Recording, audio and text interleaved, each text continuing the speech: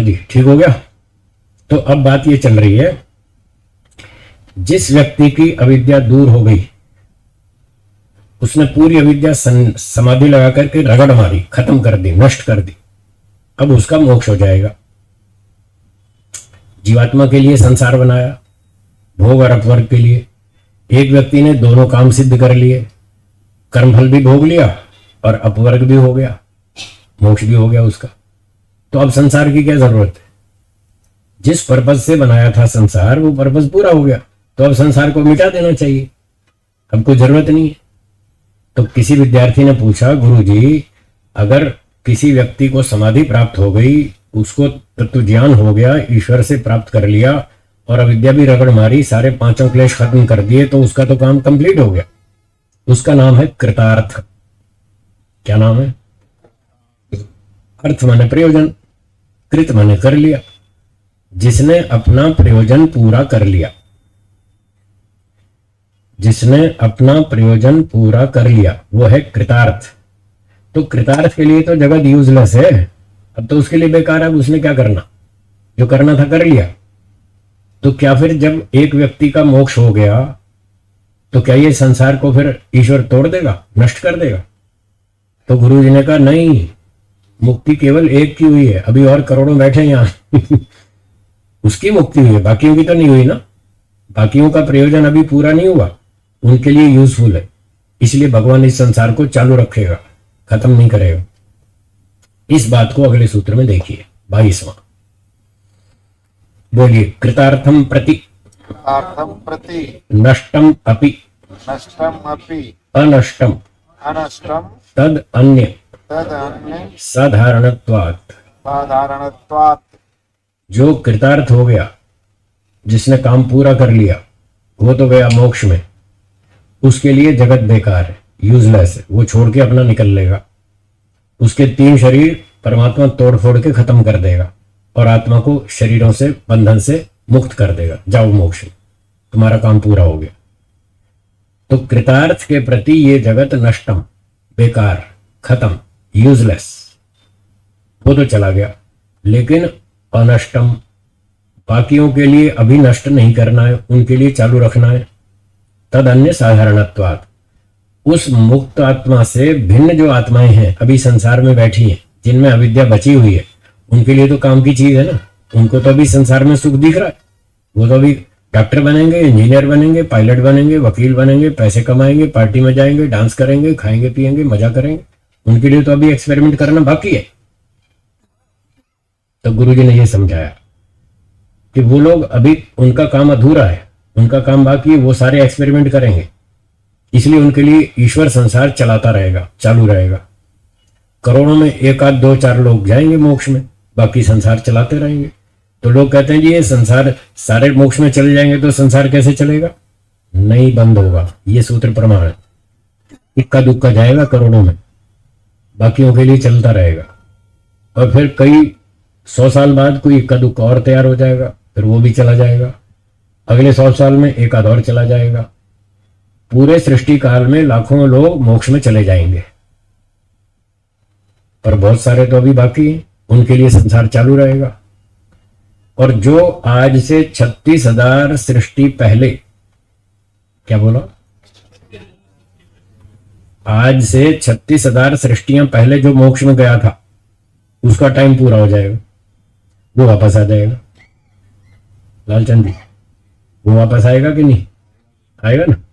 तो 2 4 जाएंगे, 2 4 वापस आएंगे, दुनिया चलती रहेगी, नो टेंशन ये खत्म नहीं होगी।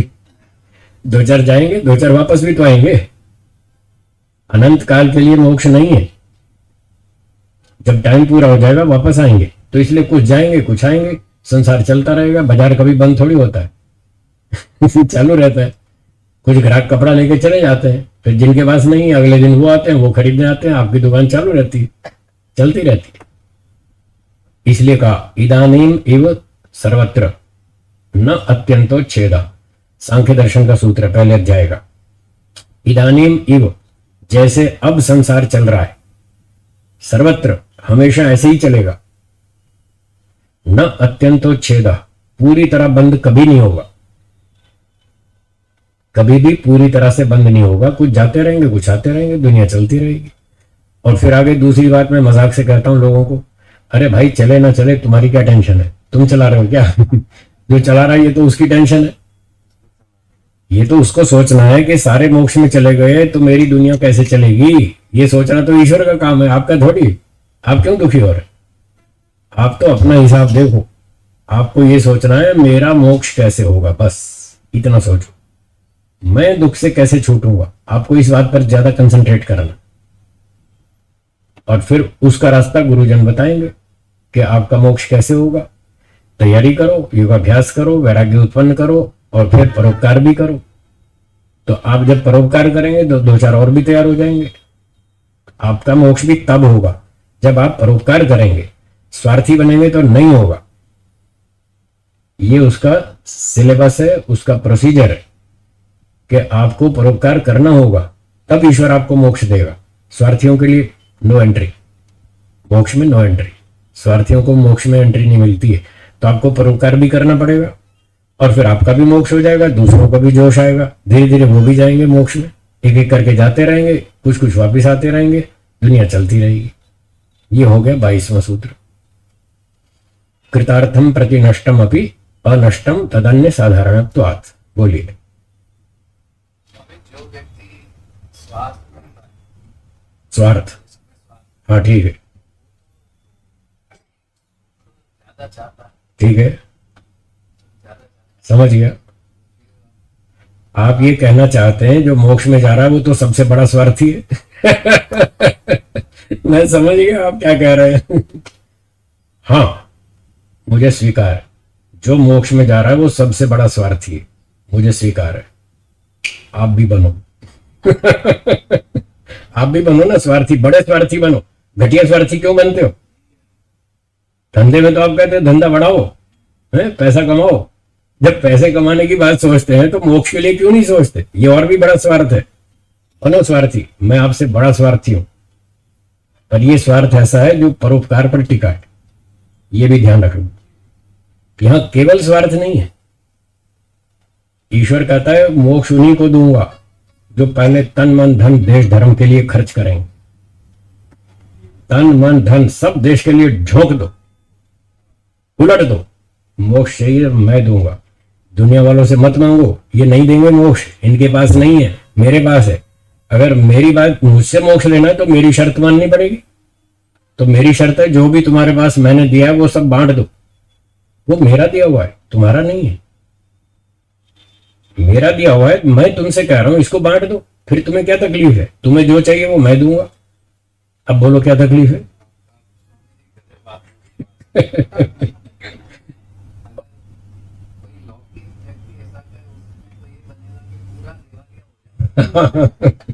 ईश्वर कहता है दिवालिया बनो, तुम्हें जो चाहिए मैं दूंगा, मुझसे मांगो। मेरे पास भरे पड़े भंडारे। और ये दुनिया क्या देगी तुमको? 2 रोटी खिलाएगी और क्या देगी? किराया भाड़ा दे देगी और क्या दे देगी? इनके पास कोई नहीं मोक्ष वोक्ष, वो मेरे पास है। मुझसे लेना है तो मेरी शर्त माननी पड़ेगी। एक दृष्टांत सुना के समाप्त करता हूं। मान लो एक सेठ जी है और उनके यहाँ 100 मेहमान आ गए। कोई घर में फंक्शन है, अच्छे अच्छे वीआईपी लोग बुला लिए उन्होंने, नगर के 100 व्यक्ति, और सत्संग करना है, उसके बाद भोजन भी खिलाना है।